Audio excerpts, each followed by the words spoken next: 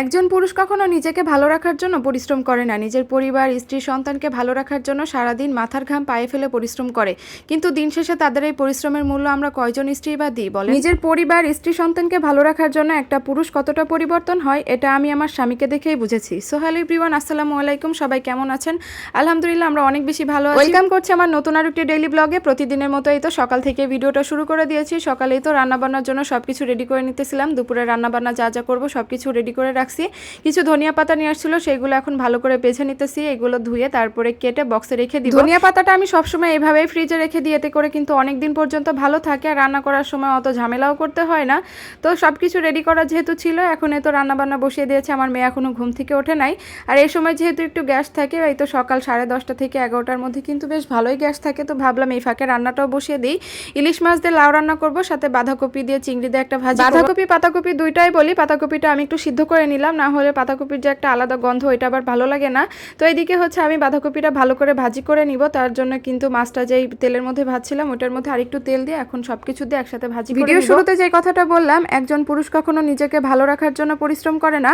আসলে সংসার জীবনে শুধু মেয়েরাই স্যাক্রিফাইস করে না। আমরা তো সবসময় বলি যে মেয়েরাই সংসার জীবনে শুধু স্যাক্রিফাইস করে, কিন্তু আসলে দেখা যায় কি একটা সংসার সুন্দরভাবে চালানোর পেছনে, একটা মেয়েকে সুখে থাকার পেছনে, একটা সন্তান ভালো থাকার পেছনে, ভালোভাবে বেড়ে ওঠার পেছনে কিন্তু একজন দায়িত্বশীল পুরুষের অবদান অনেক বেশি। কিন্তু আমরা কিছু স্ত্রী আছি যারা কিনা সবসময় এটা দেখি আমার স্বামী আমাকে কোনটা দিল কি না দিল, এটা দিল না ওটা দিল না, এগুলো নিয়েই না সবসময় পড়ে থাকি। কখনো এটা দেখি না যে একটা পুরুষের একটা সংসার চালাতে কত বেশি কষ্ট হয়। বিয়ের পরে শুধু মেয়েরাই তার শখ ইচ্ছাগুলোকে মাটি চাপা দিয়ে রাখে না, একটা পুরুষও কিন্তু পরিবারকে ভালো রাখার জন্য, তার স্ত্রী সন্তানকে ভালো রাখার জন্য তার অনেক শখ ইচ্ছাগুলো মাটি চাপা দিয়ে ওই যে পরিশ্রমের পেছনে পড়ে থাকে। বিয়ের আগে বাবাকে দেখতাম পুরাতন জামা কাপড় পরতো আর আমাদেরকে নতুন জামা কাপড় কিনে দিত। ঈদের সময় নিতে চাইতো না, কিন্তু আমরা যখন জোরাজোরি করতাম, অনেক চিল্লাচিল্লি করতাম, তখন তারপরও তার কোনো অভিযোগ ছিল না, হাসি মুখে সবকিছু মেনে নিত। আর এখন আমি আমার স্বামীকে দেখি সবসময় আমাদেরকে কিভাবে ভালো রাখা যায়, আমাদের শখ পূরণ করা যায়, আমাদের ইচ্ছা পূরণ করা যায়, সেগুলোর পেছনে ছুটে চলে।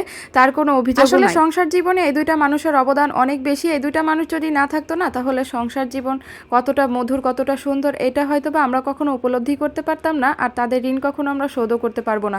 তো যাই হোক, অনেক কথাই বলে ফেললাম। ভুল কিছু বলে থাকলে অবশ্যই ক্ষমার দৃষ্টিতে দেখবেন।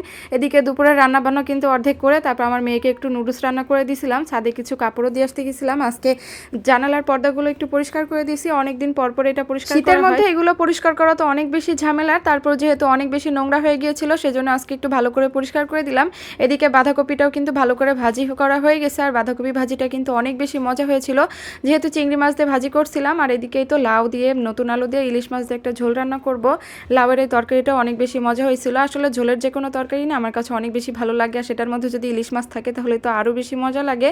তো খুব ভালো করে লাউ আর আলুগুলো ভালো করে সিদ্ধ করে নিছি, ভালো করে কষায় পানি দিয়ে। তারপর এখন এই তো মাছগুলো দিয়ে দিব। মাছটা হালকা করে ভেজে তারপর দিছি, যেহেতু ঝোল রান্না করব। কাঁচা মাছ দিলে তেমন একটা ভালো লাগবে না। লাস্টে একটু ধনিয়া পাতা দিয়ে দিলাম। লাউয়ের তরকারির মধ্যে ধনিয়া পাতা দিলে বেশ ভালো লাগে খেতে। তো যাই হোক, দুপুরের খাবারটাও খেয়ে নিব। তো সবাই অনেক বেশি ভালো থাকবেন। ভিডিওটি ভালো লাগলে লাইক কমেন্ট শেয়ার করে পাশে থাকবেন।